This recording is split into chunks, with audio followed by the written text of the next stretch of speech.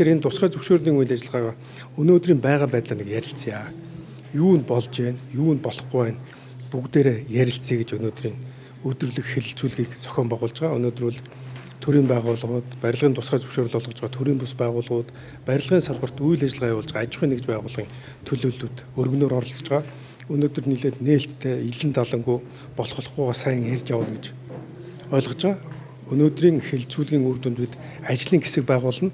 Ажлын хэсгүүд ойрын хугацаанд 1-2 сарын хугацаанд ажиллаж энэ дүрм журамд оруулах өөрчлөлтөө хэлэлцэж баталж цаашд мөрдөнө. За өнөөгийн явж байгаа тусгай зөвшөөрлийн үйл ажиллагаа бол тодорхой хугацаанд үргэлжлэнэ.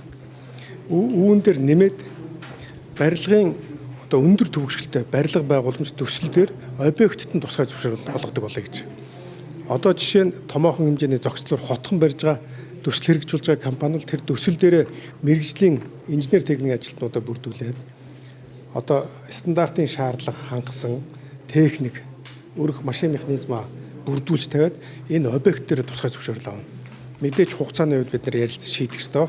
Хугацаанд тэр төсөл эхлэх хугацаагаар олгоод объект дээр тусгай зөвшөөрлийг олгоно гэж. Өндөр хөгжилтэй улс орнуудын тусгай зөвшөөрөл, тентхийн инженер техникийн ажилтнуудын диплом болон бичиг баримтыг Монгол улсад хүлээн зөвшөөрч өндөр хөгжилтэй орнуудын барилгын зураг төслийг мөн шууд хэрэглэхээр хүлээн зөвшөөрч болох энэ өөрчлөлтийг оруулахаар зорж байна. Өөрөөр хэлбэл том бүтээн байгуулалтандаа үндэстэн дамжсан томоохон корпорациудыг шууд орж иж Монгол улсад барилга угсралтын үйл ажиллагаа эрхлэх энэ боломжоор хангана. Мэдээж Монголын үндэсний аж ахуйн нэгжүүд үл энд ямар нэгэн хэлбэрээр оролцох нь нээлттэй.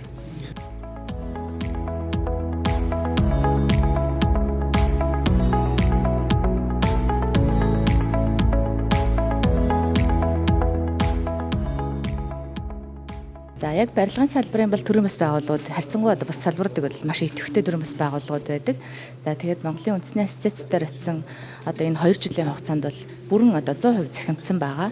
За энэ захимдсан асуудал маань бол аль болохоор л хүний оролцоог багасгаж нөгөө авилгал ил тод нээлттэй байдлыг л авилгалыг бууруулах тийм ээ ил тод нээлттэй байдлыг л үүсгэхүүднээсээ захимжуулж байгаа. За тэгээд ер нь ганцхан одоо энэ тусгай зөвшөөрөл гэлтгөө барилгын материалын тусгай зөвшөөрөл одоо бусад одоо өөр барилгын юутай холбоотой одоо асуудлуудыг захимжуулахаар бид бүхэн бас захим системийг нэвтрүүлээд явж байна. За өнөөдөр энэ инженер техникийн ажилтнуудад шаардлага тавиад байгаа болохоос биш тухайн барилгын компаниудын удирдлага захирлуудад ерөөсөө шаардлага тавихгүй байна.